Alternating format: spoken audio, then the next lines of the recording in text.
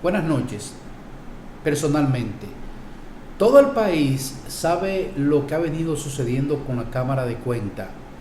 La Cámara de Cuentas que ha sido de una forma u otra denunciada como negligente, como cómplice, como lavado de activos, como gente que han sido negligentes para auditar la cosa pública.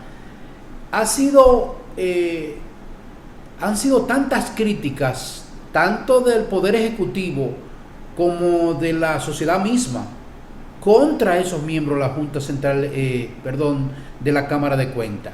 La Cámara de Cuentas, su presidente ha sido un hombre que ha contestado a muchas preguntas, a muchas inquietudes, a muchas incógnitas que tiene la sociedad dominicana para con su proceder. Pero no obstante a todas esas cosas, ellos declararon en una ocasión que no tenían los recursos económicos suficientes para hacer esos trabajos. Es verdad que a muchas instituciones, y es posible que ellos no hayan tenido esas herramientas en sus manos, la cantidad de recursos económicos que ellos pretendían tener para hacer su trabajo.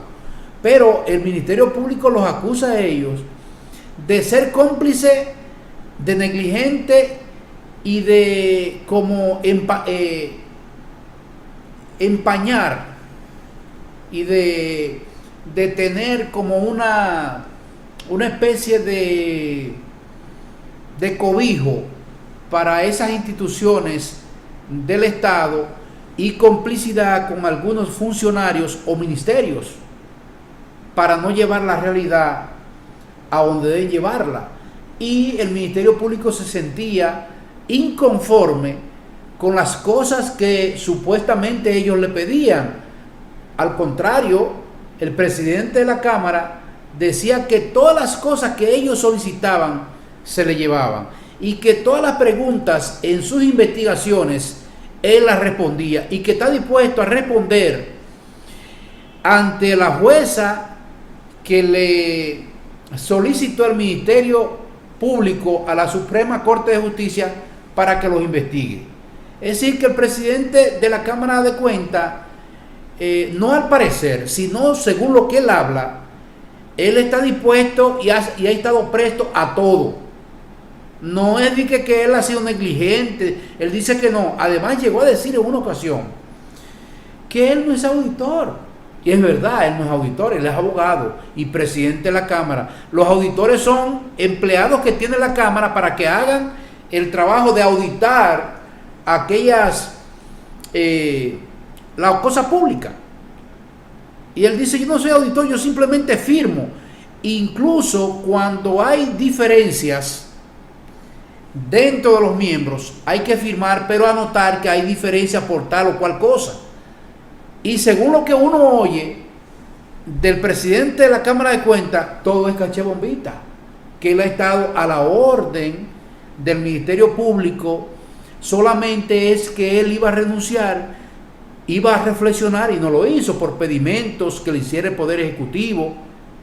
Pero ahí están los resultados de tantas cosas que se han dicho de la Cámara de Cuentas. Yo creo que si el presidente de esa Cámara, una institución que es tan necesaria para un Estado, que las cosas no deben llegar hasta ahí.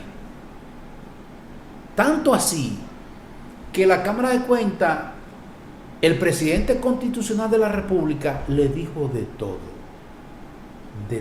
señores, de todo. Y ese presidente dijo que iba a renunciar. Bueno, no renunció por pedimento que se le hiciera. Al fin y al cabo se quedó ahí. Y ahora es que él, uno lo ve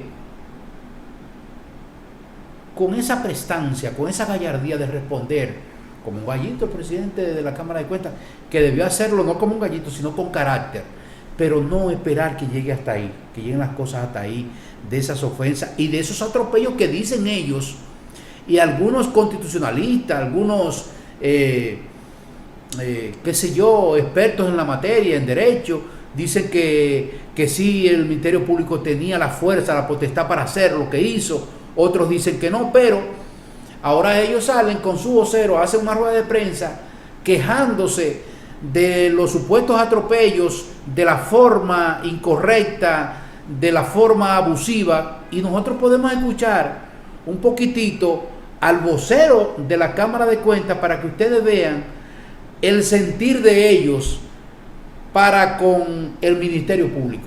Vamos a escucharlo. Buenas tardes, distinguidos colegas periodistas, a esta conferencia de prensa que ha convocado el honorable Pleno de la Cámara de Cuentas, representado por el licenciado Hugo Álvarez Pérez, presidente, el licenciado Carlos Noel Tejada, secretario, y Félix Álvarez Rivera, miembros del Pleno. La licenciada Margarita Melenciano presentó una excusa por salud, igual el vicepresidente Pedro Ortiz. Vamos a proceder a leer para todos ustedes un comunicado público emitido por el honorable Pleno de la Cámara de Cuentas. Comunicado público. El pasado lunes 22 se consumó uno de los atropellos más nefastos al orden institucional rediseñado por la Constitución en aras de impulsar el Estado social y democrático de derecho, denominado por un obsesivo, selectivo y diferenciado afán investigativo. Un representante del Ministerio Público, acompañado de un espectacular despliegue militar, allanó aparatosamente este órgano constitucional extrapoder de la República, lesionando irremediablemente la autonomía e independencia con la que ha de ejercer las funciones instrumentales encomendadas por el texto supremo. Al secuestrar documentos y bienes muebles indispensables para un eficaz desempeño de las competencias que constitucional y legalmente le han sido asignadas a este órgano troncal llamado a preservar, junto con los demás de su género, el equilibrio institucional de la República, no solo se acreditó la vulneración a su autonomía, sino que también se le ha privado de ejercer en lo adelante la atribución fundamental que materializa su capacidad de autogobierno en su integridad y que define su posición en la estructura del Estado: controlar externamente los gastos públicos. Muy a pesar de que el Ministerio Público se proveyó de una orden judicial, justo es señalar que la misma carecía de motivos fundamentales de la necesidad o razonabilidad del allanamiento, como exige nuestra legislación y la doctrina verificable, la probabilidad suficiente, y la doctrina comparada. En efecto, la jueza de la instrucción especial no consignó de forma verificable la probabilidad suficiente de los ilícitos penales atribuidos a los titulares de la Cámara de Cuentas a fin de justificar la medida, como tampoco la de su proporcionalidad con la entidad de los hechos investigados. Y cabría resaltar aquí que para fundamentar una acusación por obstrucción de justicia, delito por el que supuestamente el Ministerio Público mantiene abierta una investigación contra los miembros de este órgano extrapoder, no se requeriría recabar documento alguno mediante un procedimiento de allanamiento, toda vez que dicho ilícito se configura como la renuncia cerrada e injustificada de una autoridad pública a colaborar con el Ministerio Público. Todavía peor, la orden emitida no hizo constar como presupuesto de validez la eficacia procesal de la intromisión de que fue víctima la Cámara de Cuentas, no siendo esta el objeto de las indagatorias encaminadas por el Ministerio Público, sino sus titulares. Asimismo, el silencio guardado en la orden de allanamiento respecto a la delimitación del alcance de la búsqueda autorizada ha debido encender alarma nacional, pues lo que se emitió fue una suerte de cheque en blanco sin expresión precisa, de los objetos que se esperaba encontrar. ¿Acaso, como si no fuese de rigor, que toda orden de allanamiento en virtud del artículo 182.4 del Código Procesal Penal tenga que circunscribirse a los elementos materiales que tengan vinculación con los ilícitos penales investigados?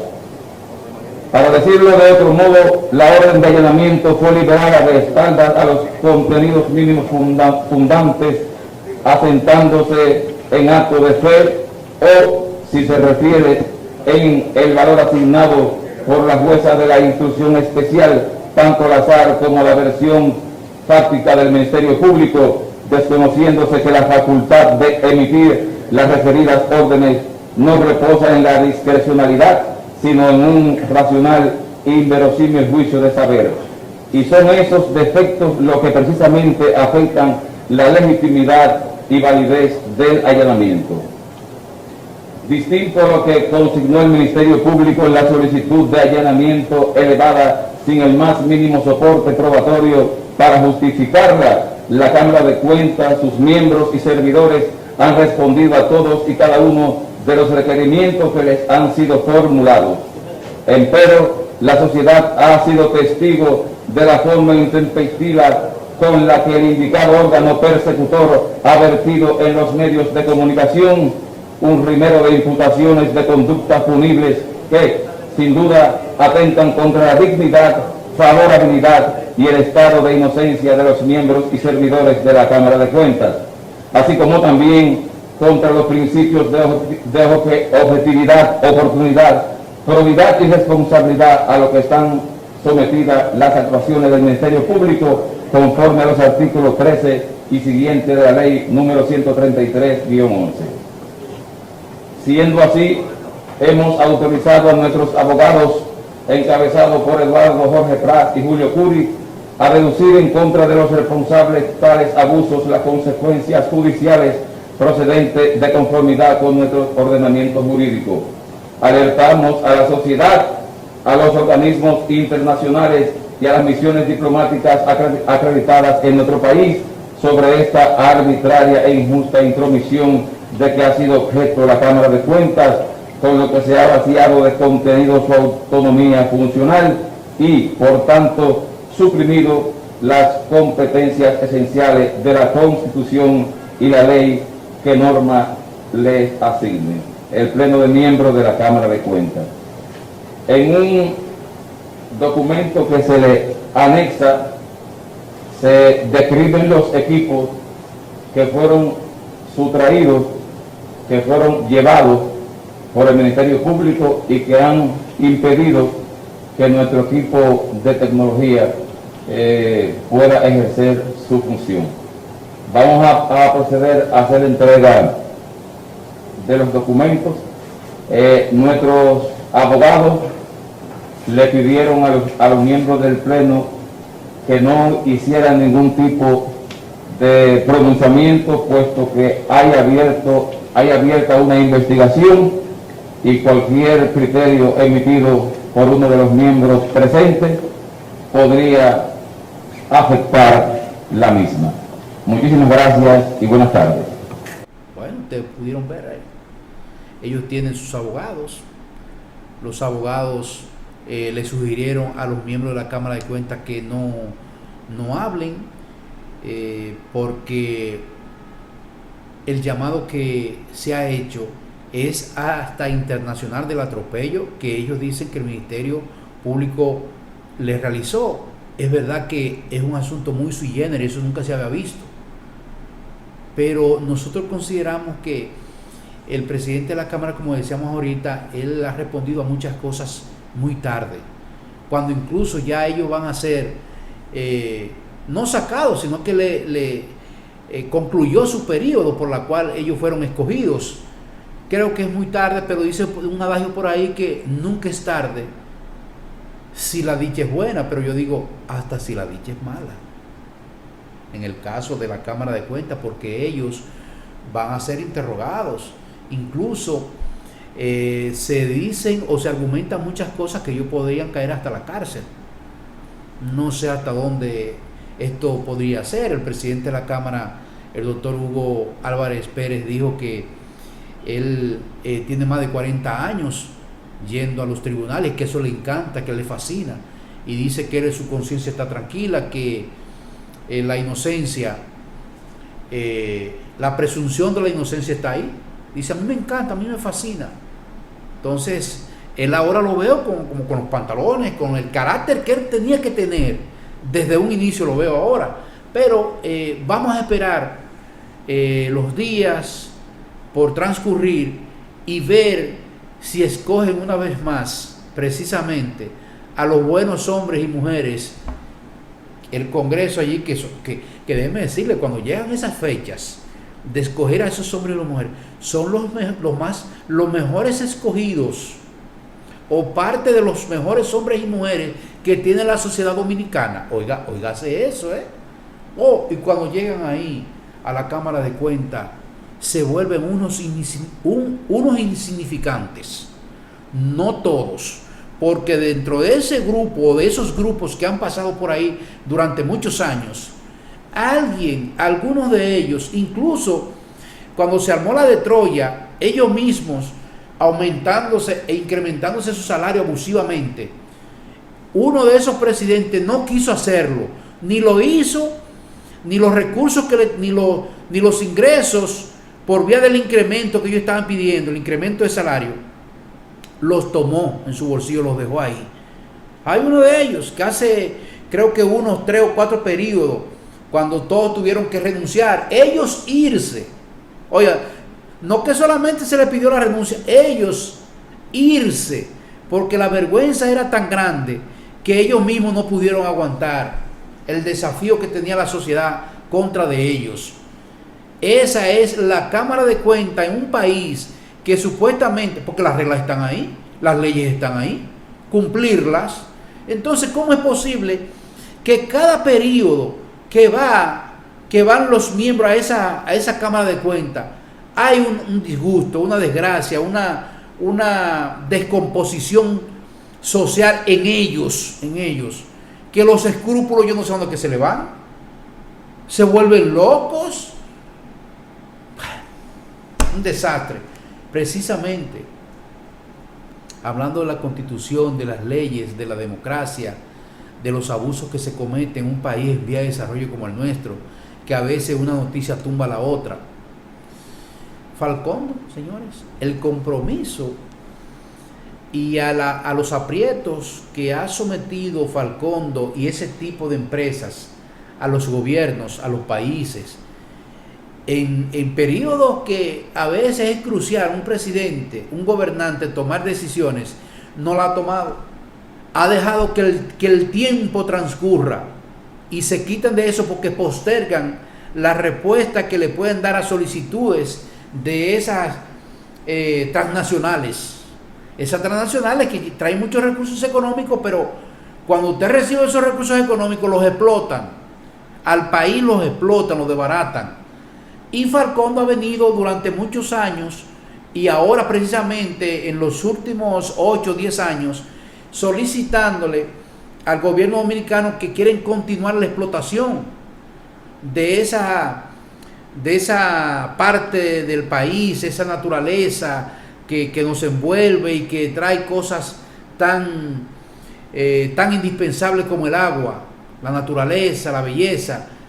Los gobiernos han pospuesto esas decisiones y ahora le ha tocado al presidente Luis Rodolfo Abinader Corona.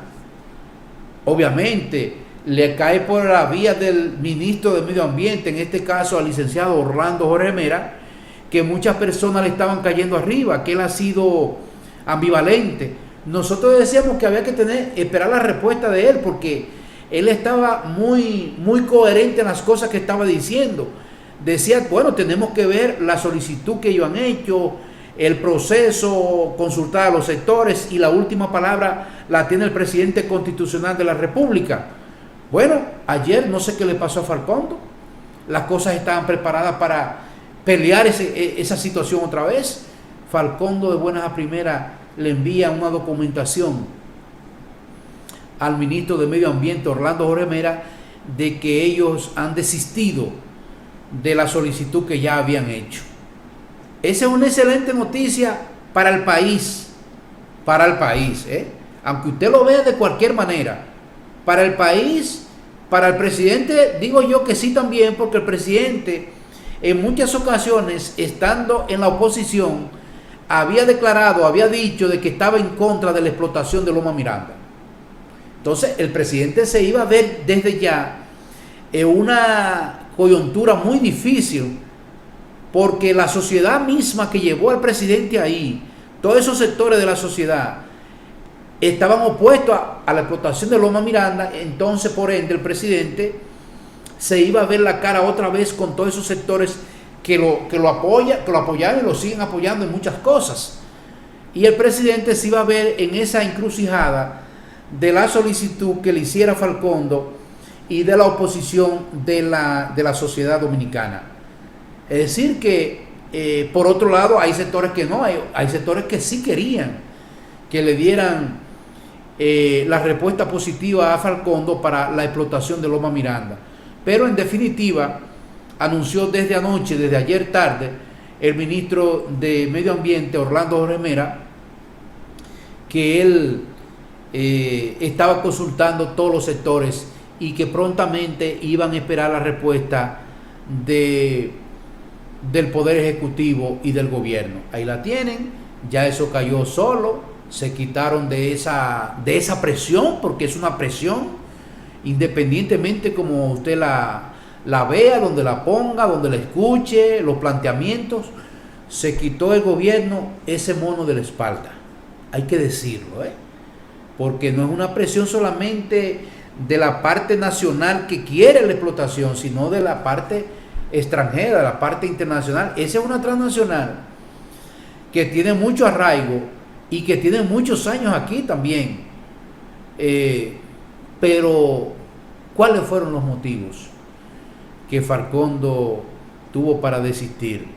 Bueno, es posible que ellos dirían, nos vamos a ver otra vez la encrucijada de que una gran parte de la nación dominicana va a estar en contra de Falcondo. La imagen de nosotros no quisiéramos que sea atropellada. Tal vez ellos tienen otros proyectos que es muy seguro, tanto aquí como allá, fuera del país, y ese tire y jala con una empresa internacional, si está en otros países, eso repercute donde ellos estén. Entonces es posible, pero de que tengan otros proyectos lo tienen. Esas transnacionales es muy difícil, porque a veces abandonan sus proyectos, pero se lo traspasan a otras. Entonces ellos tendrán sus razones, tendrán sus argumentos de por qué desistieron de esa solicitud de la explotación Loma Miranda.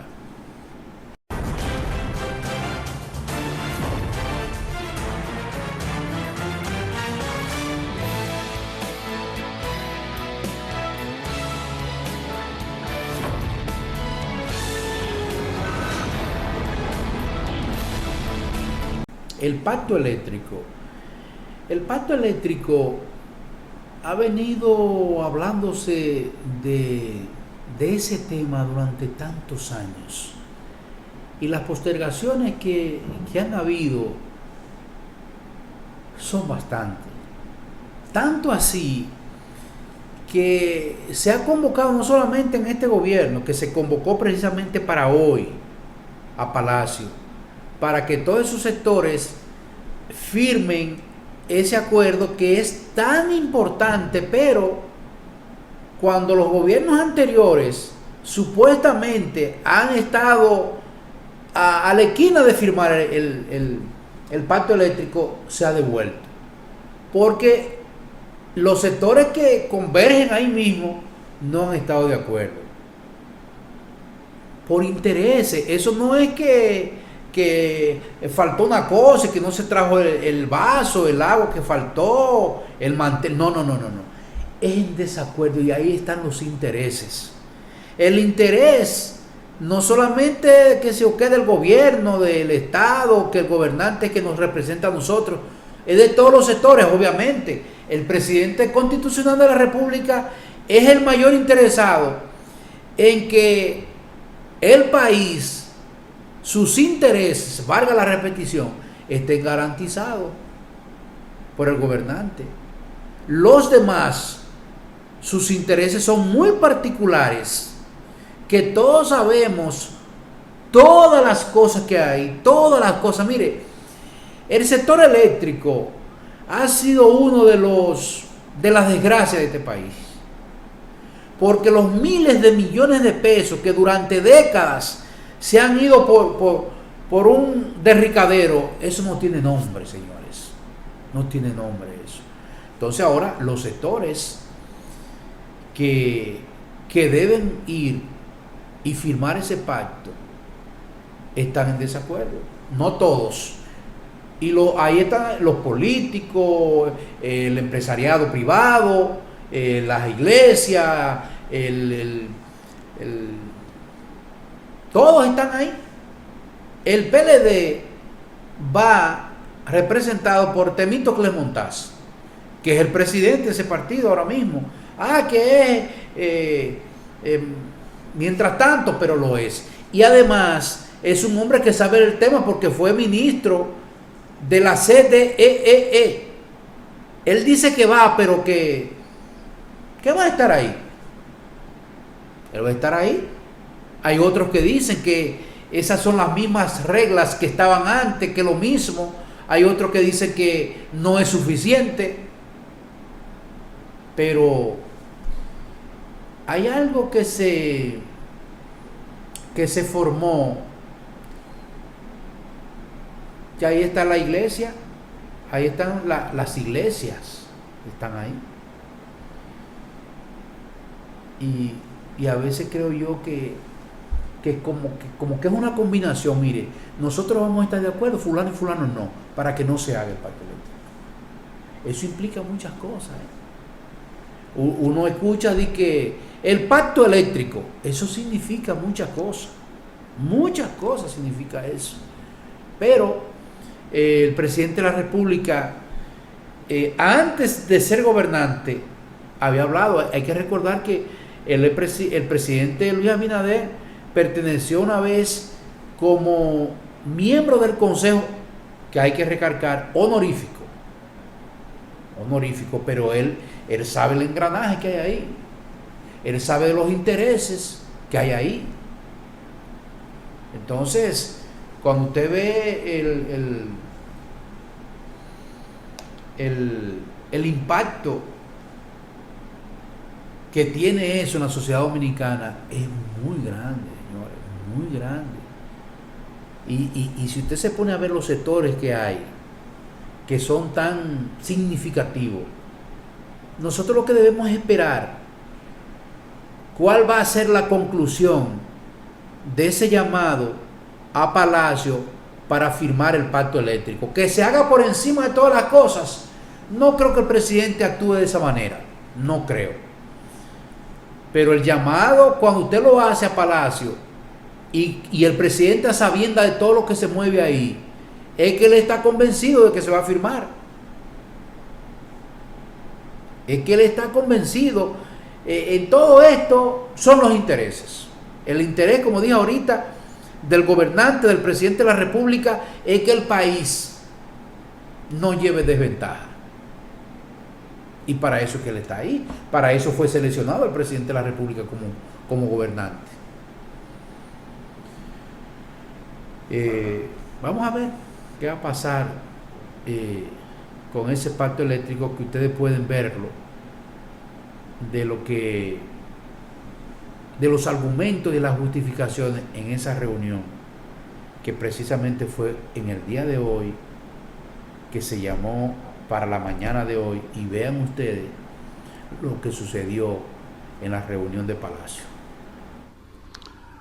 Una década después, varios de esos países volvieron a aplicar nuevas reformas al sector eléctrico para corregir errores, profundizar algunos aciertos e incorporar novedades.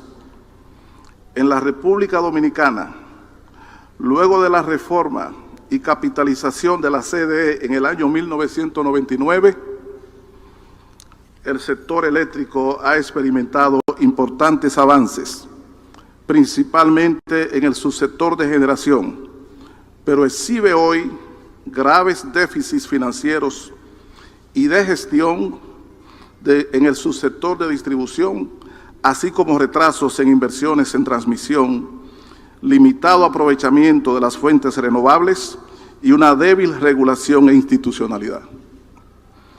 En ese contexto, los agentes del mercado eléctrico incrementan sus reclamos para eliminar distorsiones y sobrecostos que afectan todavía la competitividad del mercado y encarecen el servicio. Por su lado, la experiencia nos ha demostrado que el servicio o sector eléctrico es, tecnológica y económicamente hablando, sistémico, minuciosamente articulado e interdependiente entre sus componentes técnicos y entre los propietarios y los consumidores.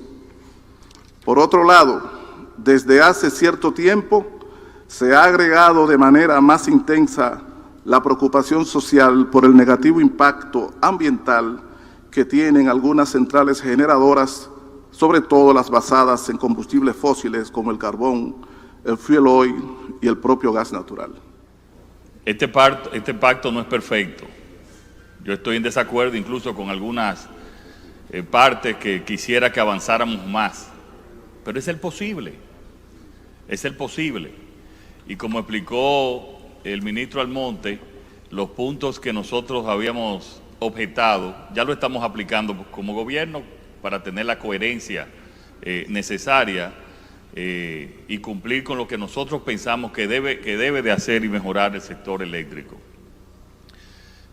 Ahora, sobre este pacto, no todo lo que queríamos en el pasado era avanzar más, como era el caso de la liquidación de la CDE que le estamos haciendo nosotros, como era el caso de eliminar los consejos, ya lo hemos hecho, como era el caso de las auditorías de las sedes, que también estamos contratando auditoría externa a todas las sedes y también auditoría al proyecto de Punta Catalina.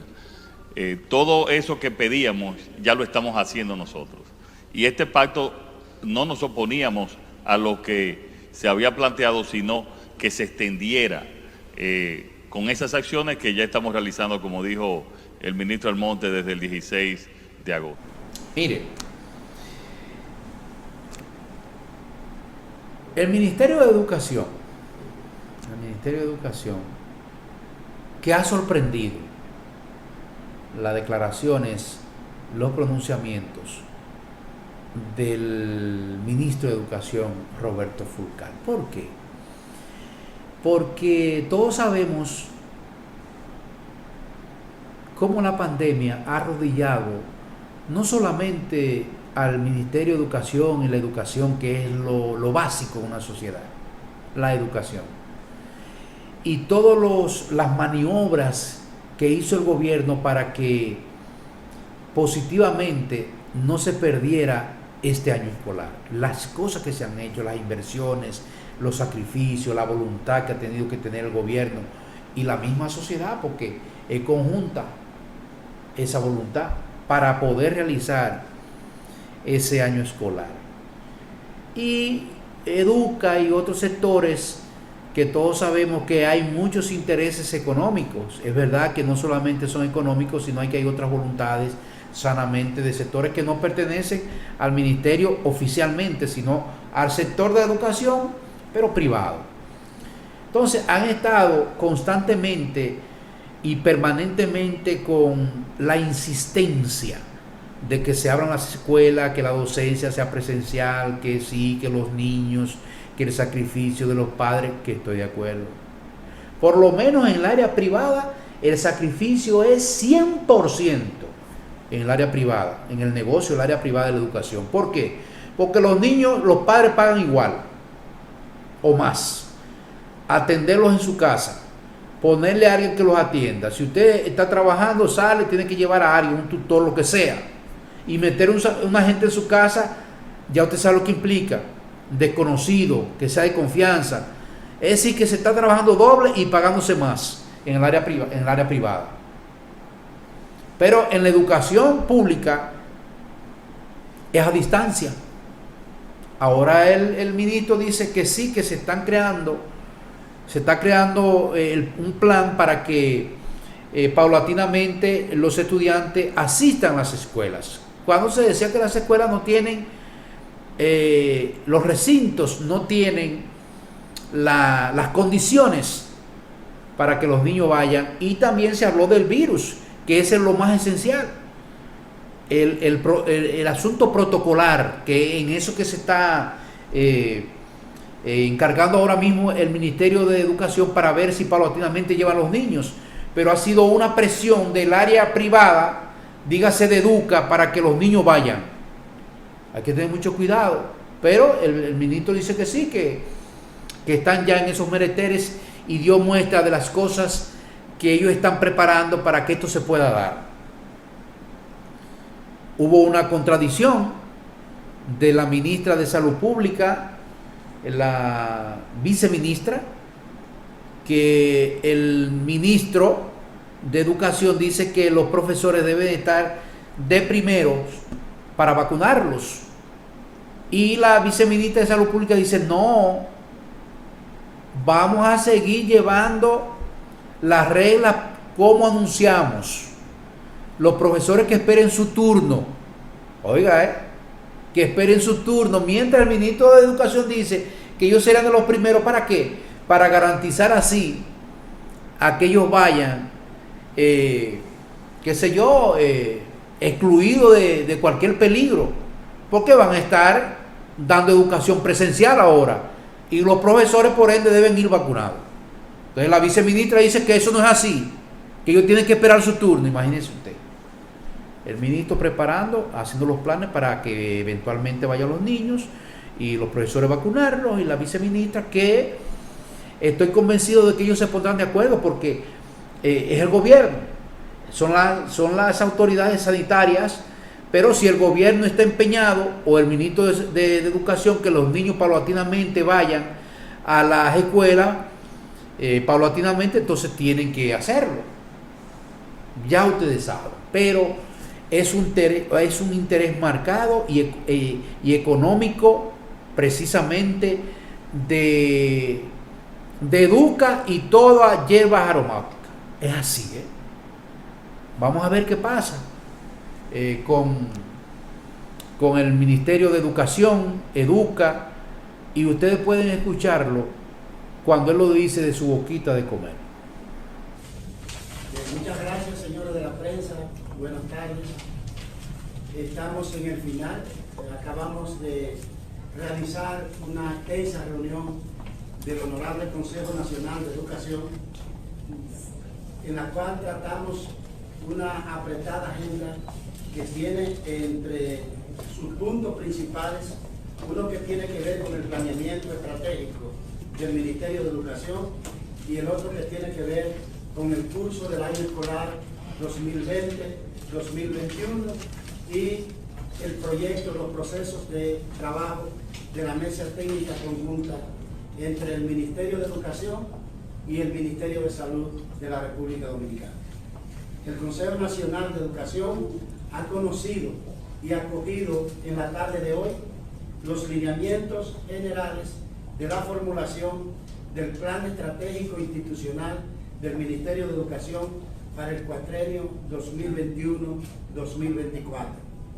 En ese plan estratégico general, que ha sido hecho en base a la Constitución de la República, a la Estrategia Nacional de Desarrollo, a la Ley General de Educación 6697, al programa del gobierno del excelentísimo señor presidente Luis Abinader, y también a los acuerdos de la comunidad educativa y de la sociedad dominicana que se han realizado en los últimos años.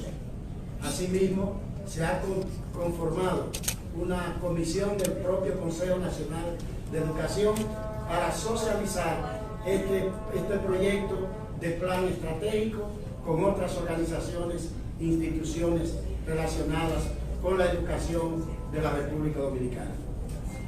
Asimismo, se ha conocido los lineamientos generales que, como resultado del trabajo de varios meses ha hecho la Comisión Técnica Conjunta del Ministerio de Educación y del Ministerio de Salud Pública, que ha estado trabajando sistemáticamente, atendiendo la evolución de la pandemia y atendiendo también la evolución del año escolar a través de la modalidad de educación a distancia y su estrategia.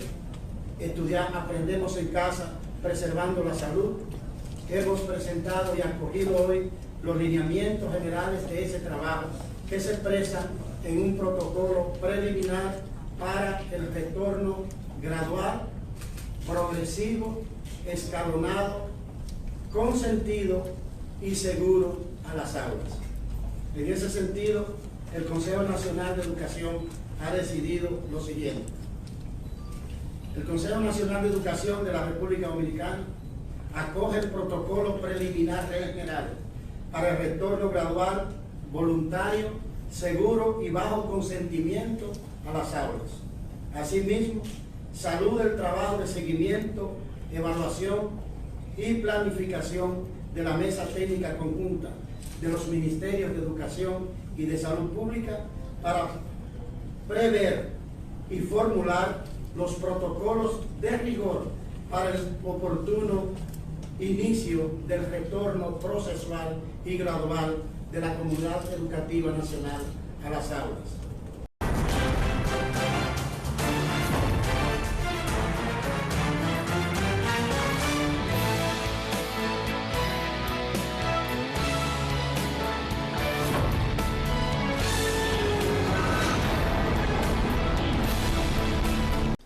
El ministro de Industria y Comercio y las MIPYME, Ito Bisonó, constantemente dándole explicación a la sociedad dominicana con los derivados del petróleo. Es una situación crucial, es una situación difícil.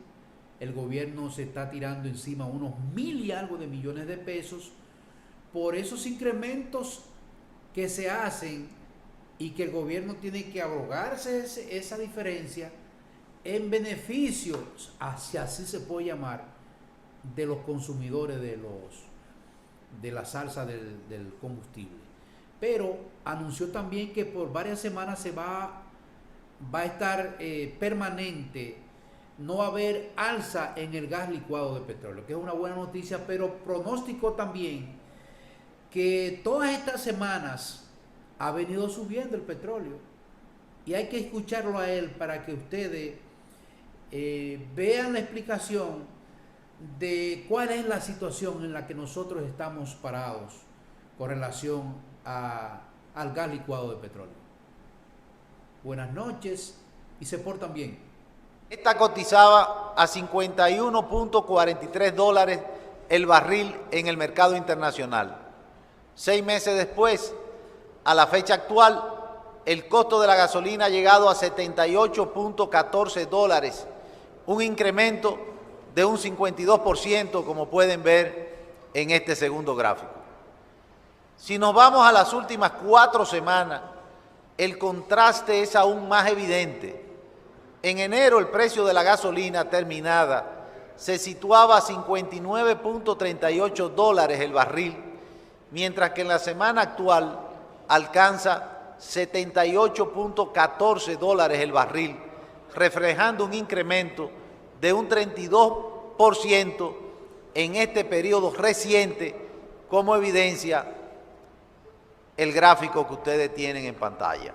Y sin electricidad, en una crisis sin precedente en un cuarto de siglos, siendo Texas el centro neurálgico de energía de Estados Unidos, tanto en crudo como en gas natural, y la referencia para el mercado local, los problemas de distribución y la alta demanda local de energía por las altas temperaturas tendrán un notorio impacto en los mercados de hidrocarburos de la República Dominicana.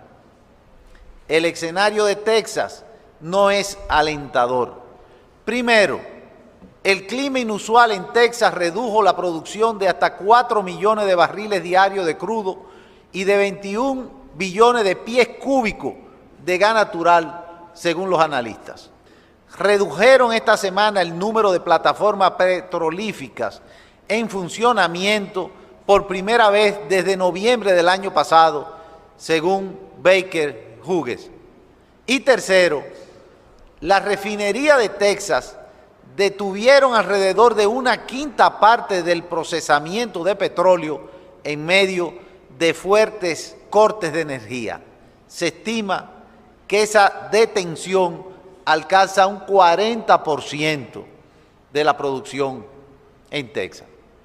De hecho, 5 de las principales refinerías con procesamiento que superan los 1.2 millones de barriles diarios se proyecta estarán fuera de producción hasta mitad de la próxima semana, en el mejor de los casos. Entonces, la realidad es clara. La constante escalada de los precios del barril de petróleo, así como el de los productos refinados derivados de este, ha tenido un impacto importante sobre el precio de paridad de importación y, por vía de consecuencia, en el precio de la venta al público de todos los combustibles en la República Dominicana.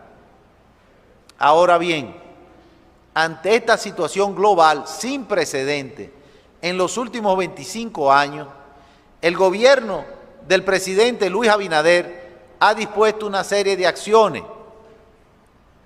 Semana a semana, el gobierno del presidente Abinader, en virtud del decreto 625-11, ha asumido gran parte del alza de los precios de los combustibles, de manera que el ciudadano no se vea afectado en la proporción real de los aumentos, mientras se define la situación del carácter transitorio o permanente del incremento de los precios del petróleo.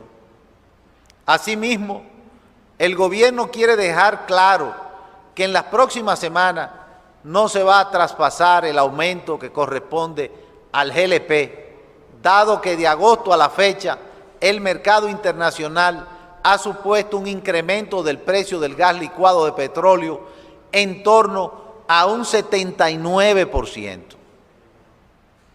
Tengan la certeza de que el gobierno, en el marco de sus posibilidades, gestionará la alza de manera responsable, sostenible y transparente. Muchas gracias.